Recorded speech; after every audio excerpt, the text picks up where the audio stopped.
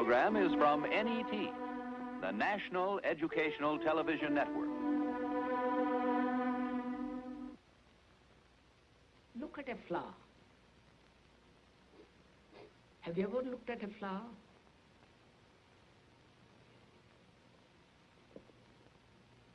Or you have looked at it, given it a name, passed it by.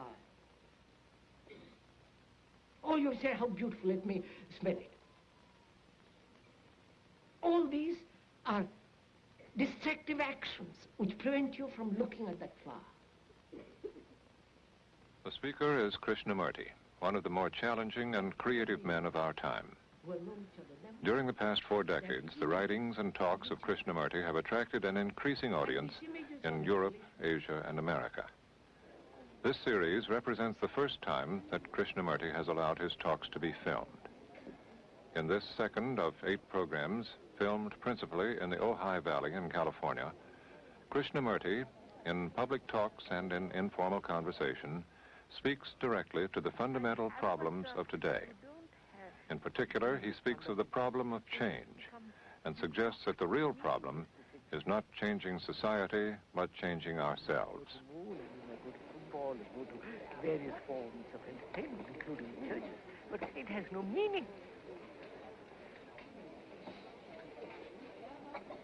Is it possible to empty the mind of the no? One must have asked this question vaguely or with a purpose, because one suffers, one has anxieties, whether it's possible to go beyond, or one has vague hints of it. Now we are asking it, we are asking it as a question which must be answered, as a challenge which must be responded to. And this challenge is not an outward challenge, but a psychological inward challenge. And we're going to find out whether it is possible to empty the mind of the no. Look at that oak tree. Actually look at it.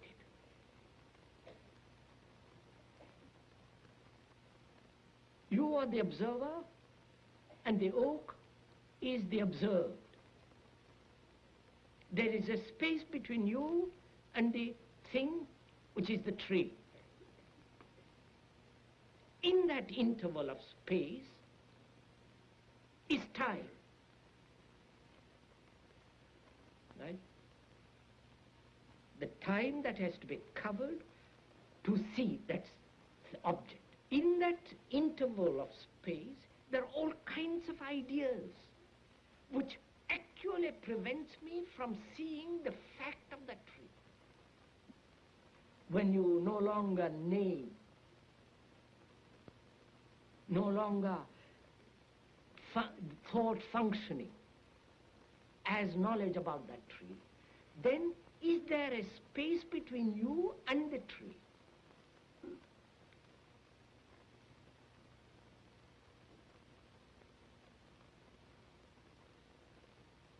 Then, if you go into it very deeply and observe all this, then the observer is the observed, which is not the observer identifies himself with the tree. Observer is the image which has been created.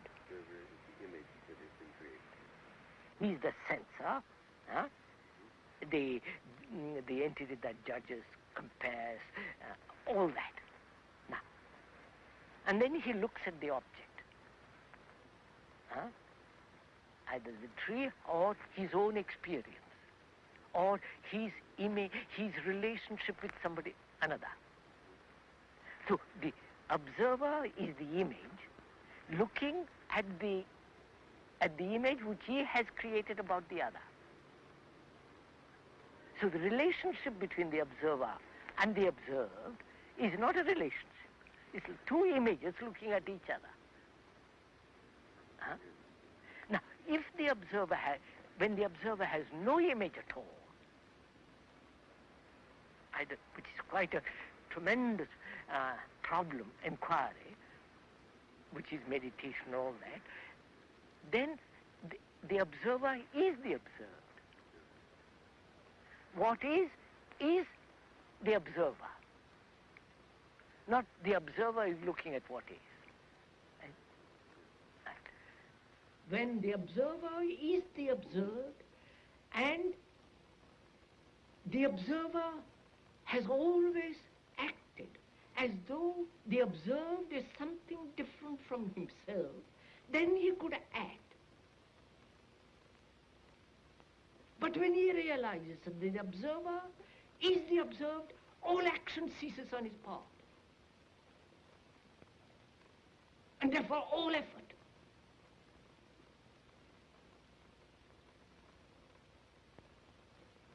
And therefore there is no fear at all.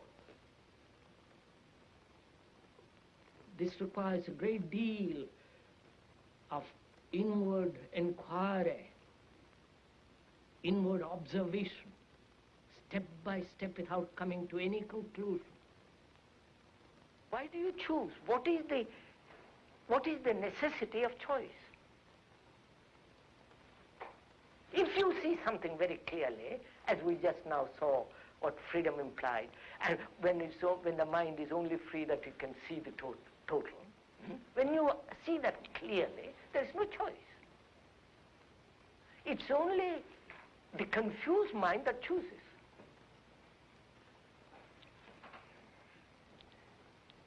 Awareness takes place only when there is no choice, or when you are aware of all the conflicting choices, conflicting desires, the strains, just to observe all this movement of contradiction. And knowing that the observer is the observed. And therefore, in that process there is no choice at all, but only watching what is. And that's entirely different from concentration. And that awareness brings a quality of attention.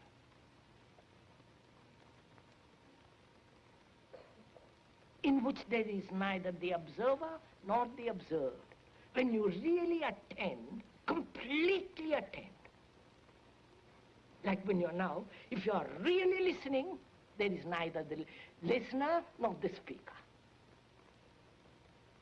And that state of attention brings about an extraordinary freshness, youth, not youth, in America they use that word terribly. The extraordinary sense of freshness, quality of newness to the mind.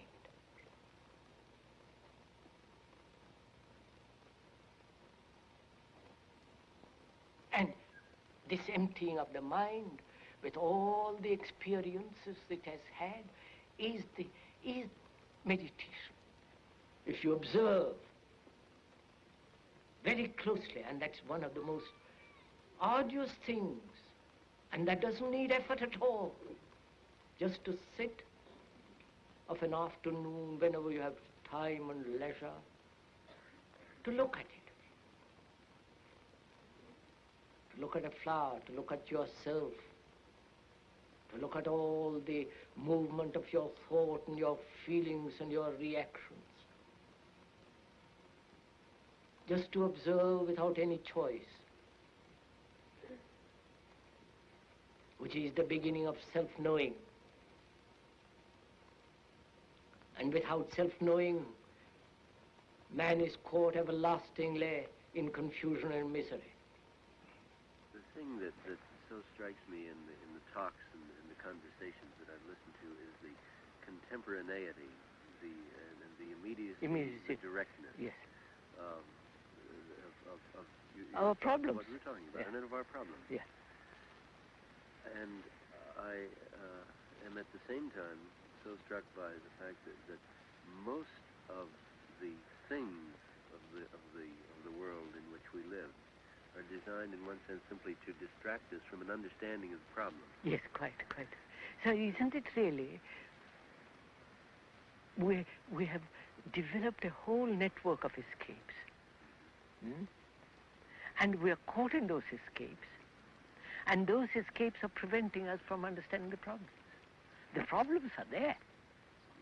Whether, India, here, or Russia, anywhere, they're there. But I'm not at all sure if religions, organized religions, dogmas, sects, have not taken us away from the central fact of being able to face these problems.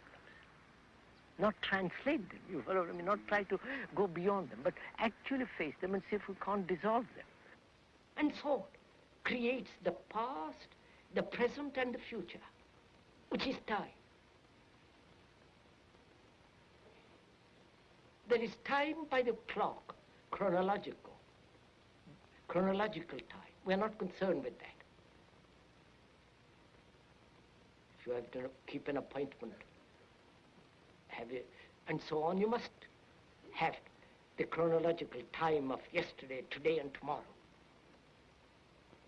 But we're talking about the psychological time, which thought has bred. And that time is the product of thought.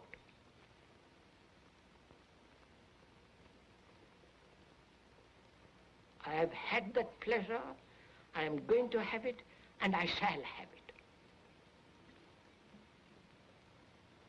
This time quality is created by thought, bred, put together by thought.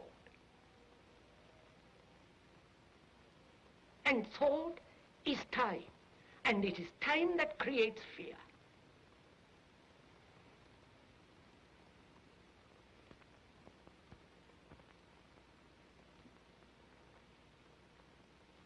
And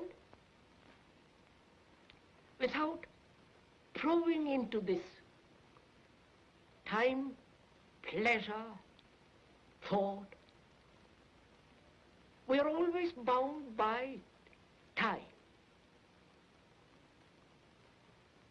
And therefore time has never a stop. It's only when there is an end to time that is something totally new. You speak in terms of creating not a new consciousness, but a new society. New society in relation to a mind that has completely undergone a revolution with regard to the psychological structure of society. Yes. Which would mean a society which is not in time? No, it has to. All society has to be in time. But the individuals who have freed themselves from this structure, psychological structure, will be freed of time.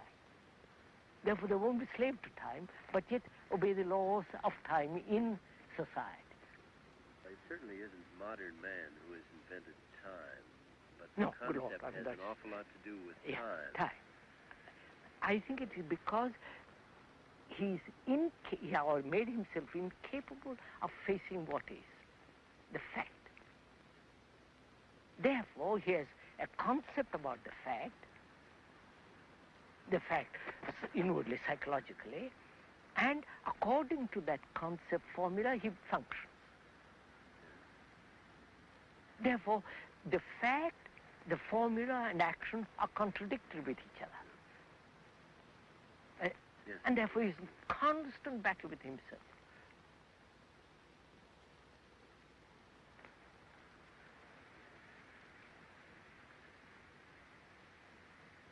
So is it possible to act without idea? Idea being organized thought, and therefore all formula. Yes. It's only the free mind can see the whole. Right? But he must have some experience of the whole in order to see it. No. To see the whole thing, you need a very sharp mind, very clear mind. A mind that's not biased. A mind that says, this I like, this I don't like.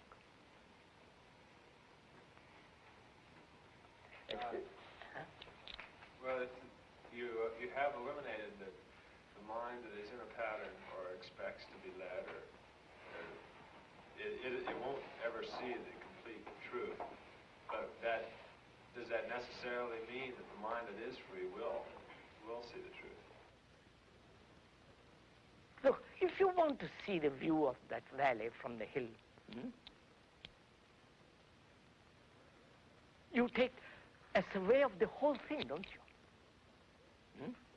That means your mind is no longer merely fixed on the Thatcher school or a particular school. You look at the whole valley.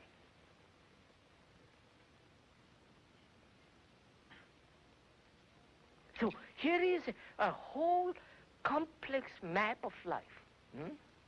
Business, all the rest of that. Very complex. And to understand the whole of that, you must be free to look. Therefore we say, free the mind from fear. As long as there is fear, that fear will take shelter in a belief. Christian or doesn't matter what belief. Because fear demands comfort, security, hope, and all the rest of it. So, being afraid of something, death or something else, that fear must take shelter in something. Therefore, whether you believe in reincarnation or not, or some other belief, is the same. All beliefs are the same, because they're essentially born out of this fear.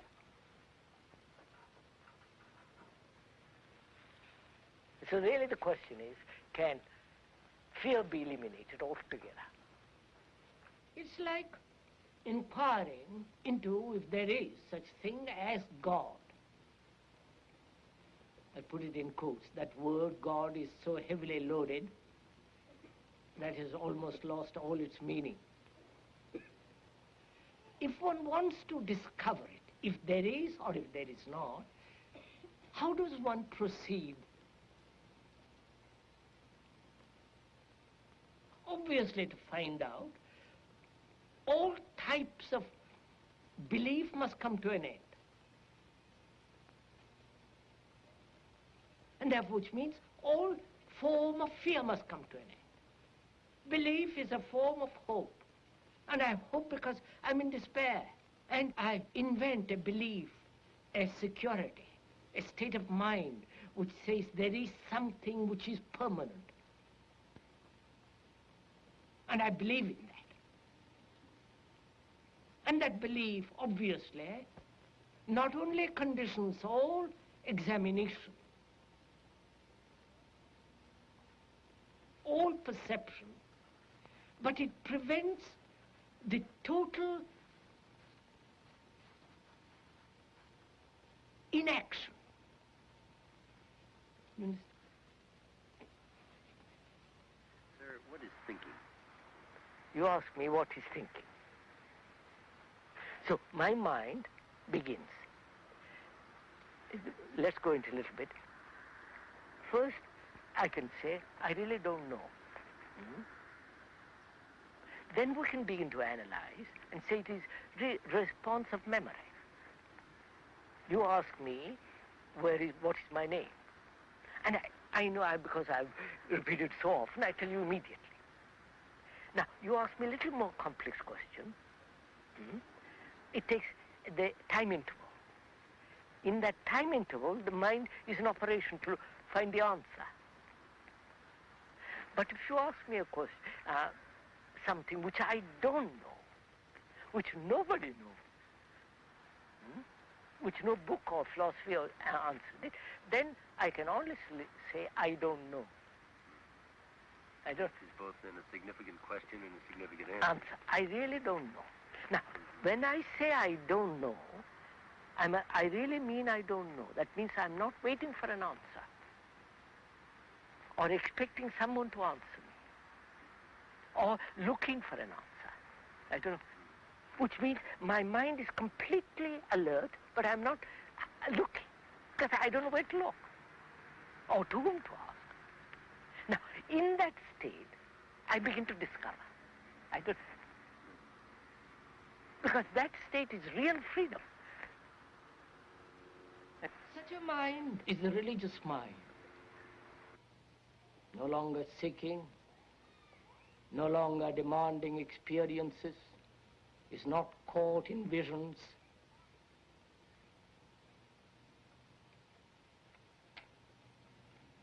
And such a mind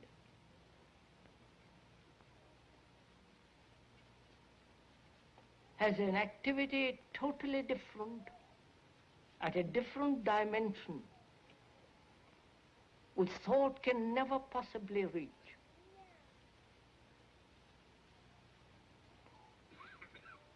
Thought has a place, very small place. But when one realizes that, thought has no place at all. Which doesn't mean you live on ugly little sentiments, emotions.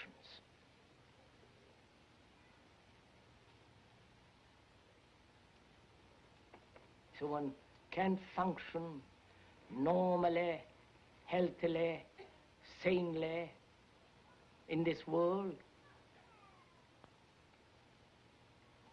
with a mind that is not cluttered up by thought. And it's only such a mind, the religious mind, that can know something beyond all the imaginations and structure of man's hope. There is no perfect society. And society doesn't want man to be free. Society does not want man to be free, because freedom means, according to socials, freedom means disorder. Yes. Revolt means disorder. Revolution means disorder. So society says, forbids that. But man is always seeking freedom. But freedom merely outwardly, in relation to the social structure. Therefore, he is a revolt against society, but not a revolt against the inner psychological structure which has created this society. I don't... Yes. Therefore, the genuine radical is... the revolution occurs within the human being. Yeah. Within the skin rather than within the framework of social order. We are taking a journey together into the whole psychological structure of man.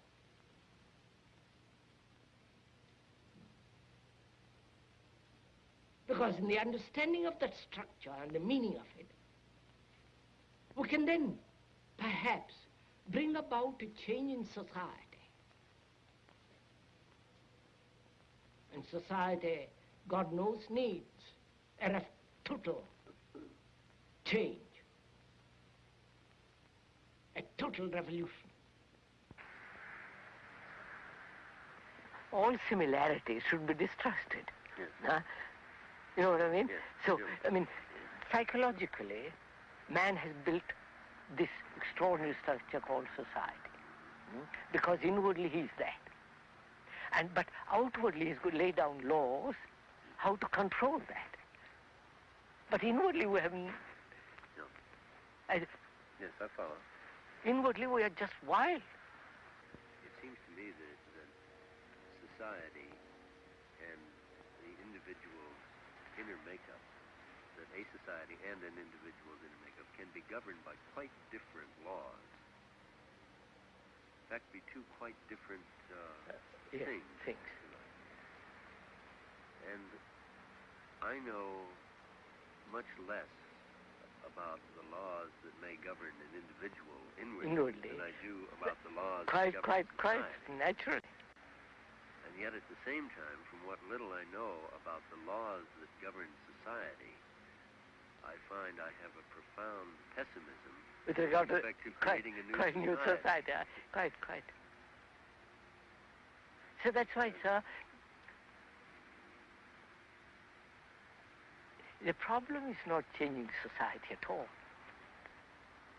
And we always go off about talking about changing society, good society, great society and all that. I think the real problem is, can there be a real mutation in the human mind? That is the real question. When that takes place, society will look after itself. It is as if that human society may have evolved, but the human being as such has not. Has hardly evolved. And that, of course, and that awakens a problem, brings a problem. Is there evolution? Psychologically, not outwardly, there is. But psychologically, is there such thing as evolution? That is, becoming better, changing from this to that, or creating an inward perfection. All that implies time. And time is essentially, through time you can't possibly change the psychological factor. No. So if one can put away all idea of gradual revolutions inwardly, then we have to face the fact what is inwardly each minute and see if that fact, if what is cannot be absolutely be eliminated immediately. That is the real question. I don't know. There is no end to talking, to words, to attending meetings and reading.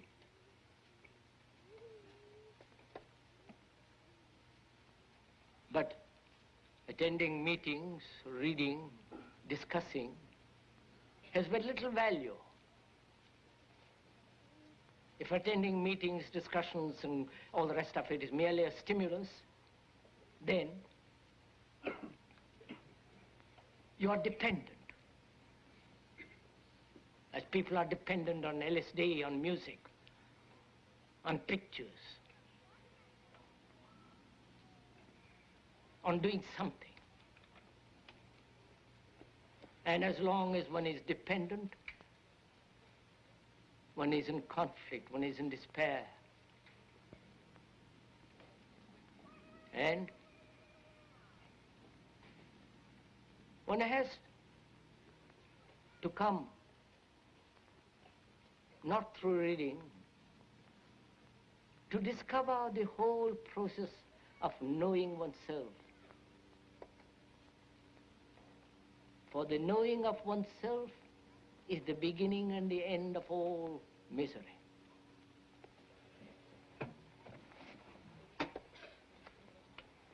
This has been the second of 8 programs presenting Krishnamurti, whose singularly challenging approach to the problems of our time places him outside of any simple category like philosopher or religious leader. Subsequent programs will explore love, fear, conflict, the aging of the body, and death. In his next talk, Krishnamurti will speak of freedom from fear.